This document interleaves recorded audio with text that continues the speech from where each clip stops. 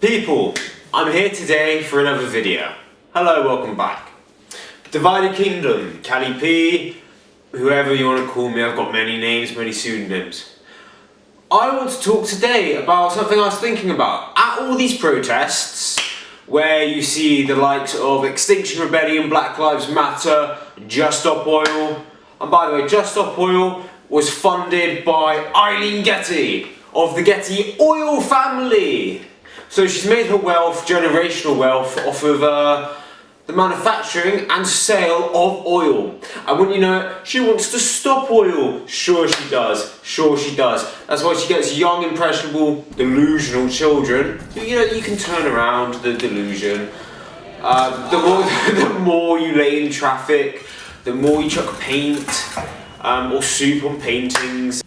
Hello. The more you climb signs and waste police time. Because I don't have a future! Where? I'm sure all the police cars are going to change from petrol to electric. Mind you, electric cars are great if you love slave labour. Child slave labour in the Congo, the Democratic People's Republic of the Congo, just like the Democratic People's Republic of North Korea. So, I mean, come on now. But anyway, I digress. I want to point out the fact there is an Antifa as well. There is always signs there from, you know, I don't want to say companies, what they're called, organisations. And there is a very subtle, but very prominent thing that always pops up, and I want to discuss this today. The thing that always pops up is socialism and Marxism. Now, I don't know if it's really twigged in some people's heads. It took me a while to realise myself. I told some friends to go, you know what, yeah, you're right. These protests of all the signs that go on there, you know, they're waving around stand up to racism, which, you know, it sounds good. Racism's bad. It sounds good to stand up to racism. And then you have socialist worker. Okay, I don't know what socialism has to do with racism, but hey ho. And Marxists are everywhere. Mind you, the majority of Marxists are uneducated young people. And the ones that aren't uneducated are very wealthy. They're champagne socialists. Better off than you and me combined. Mummy and daddy gave them everything, they're trust fund babies, but still they want socialism so everyone can be as rich as them. Whereas we all know, anyone with a common sense head knows that capitalism is the uneven distribution of wealth, and socialism is the even distribution of poverty. And I'd rather have a chance to work my arse off for a chance of even a better future than to have the same as everyone else, nothing I do matters, and we all starve anyway. Kind of like in the Congo, where they mine the materials for your electric cars, like I said earlier. Mind you, these electricity plants, you think they're not giving off emissions, thicker clouds than what your car produces. Don't get me started on the clean air zones in London and Bristol where you have to pay money if you have a diesel vehicle unless you have a pass. So you're damaging the environment, you have to pay up, and the environment fixes itself because you've given the council some money to not put it towards the city. I digress. Marxism and socialism, why is this everywhere? Yeah, the George Floyd marches, climate change marches. What does socialism and Marxism have to do with racism, the death of an American, and climate change? What does any of this have to do with any of that? Now, the reason these protests go on is not because, oh, it's such a good movement like everyone else thinks. All the people attending are like, oh, this is a good movement, I'm part of the solution by waving around a bit of cardboard. Wow! It's a photo op for them. They like taking the photos, they like having days off of school, because let's be frank, I don't think anyone's having days off work for it. They're having days off of school for it, because they're young, impressionable, uneducated children. Or they're champagne socialists who don't need to go to school because they can hire a private tutor at any time they want. Or they can go on Tumblr and Twitter and read what they want to read from the Twitter accounts of all the flags and the pronouns and their names. I'm just being honest here.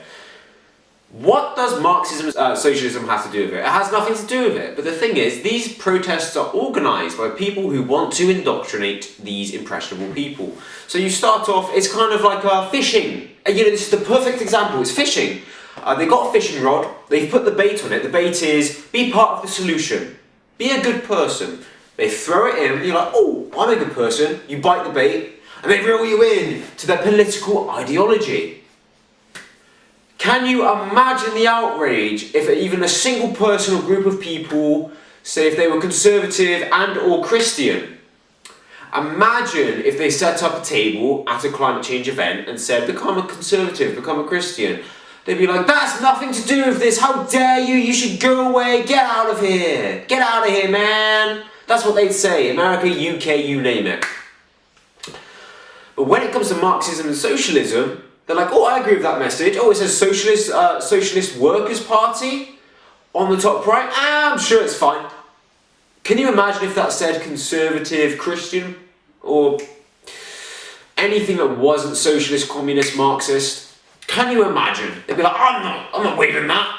I'm not part of your movement. So how Marxists believe that they are the sole people who can fix the climate crisis and hold the governments to account. The governments of the world must bend the knee to the socialist workers, to the Marxists, to the communists who live in a capitalist country. Isn't it funny? All the protests fighting for socialism and communism, all those protesters at those protests, not a single one would dare move to China, would dare move to Venezuela, would dare move to Russia, would dare move anywhere that actually follows the ideology they're trying to inflict on our capitalist country. Our country's not the best right now, I'm talking UK here. Our country's not the best right now, people are struggling, the economy's bad because all our energy's offshore at France, and France are profiting off of people freezing to death in their homes. It's a real sad situation. You Americans, with your onshore energy, you don't know how lucky you are. You've got pipelines, you've got fracking, you've got coal. Over here, we want to ban fracking, but we'll buy oil from France because French. We're 1% or less than 1% of the global emissions, yet we have to stop driving petrol and diesel cars. While China and India and Russia and even USA, their emissions are through the roof. But it's the UK that has to change, and then 1% of the emissions doesn't seem very logical to me. It means people die, things are more expensive, there's a lesser value to the way of living in your country. You're not able to heat your homes, at least for very cheap. I mean, God, shopping, £40 in 2019 could get you a full week's of shopping. Now it's like £80 to £100. £100 is like $120. I mean, the whole situation is a joke. People fight for this woke culture. It sounds good on paper. It's like veganism. People become vegan and vegetarian so that less animals die.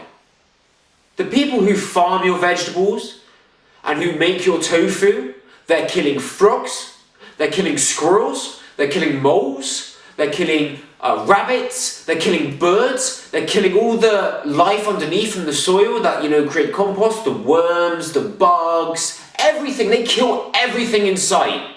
And God forbid a fox comes along, or any snails come along, that is animal genocide now, versus eating a piece of protein from an already dead animal. Now mind you, people say, well, you should try it before you hate it. I was vegetarian from April 2018 until Halloween Day in October 2022. My health has improved so much. I'm surprised I survived. I really am. My face was sunken in. I never had any energy. I could never remember things. I could never think properly. But no, I don't want to eat animals because I don't want to contribute to murder. A life is lost when you eat meat. I know I'm digressing again, but this is very serious. It's to do with the quilt they put over these organisations and these movements. The vegan movement, oh, I don't want to kill animals. You commit animal genocide, more so. And your avocados, you have avocado toast. That comes in on a plane. That's a lot of emissions. But you want to ban my petrol car, my diesel vehicles? Okay. You're so high and mighty. You're better than everyone else. Just like the Marxist, Socialist, and Communists. It's a sense of being better than everyone else. And it's like the anti-fascists. Antifa, anti-fascist. Sounds good on paper. But you oppose them, they will beat the living daylights out of you and set fire to your business and smash your windows in. It sounds fascist to me. It kind of sounds like 1940s Germany, 1940s Italy. Antifa. Globally. So, I want to know from you guys, do you think socialism, Marxism and communism is the answer to solving climate change and police brutality? And do you think if you're a conservative and or a Christian and you set up shop at one of these protests that they would wave your signs around or support you for being part of their movement, or do you think they would attack you? I really want to know. Please do comment below, give a thumbs up because it does help the channel. But I wanted to talk about this today to just make you think. There's always something someone knows that you don't. And there's a reason we have two ears, one mouth.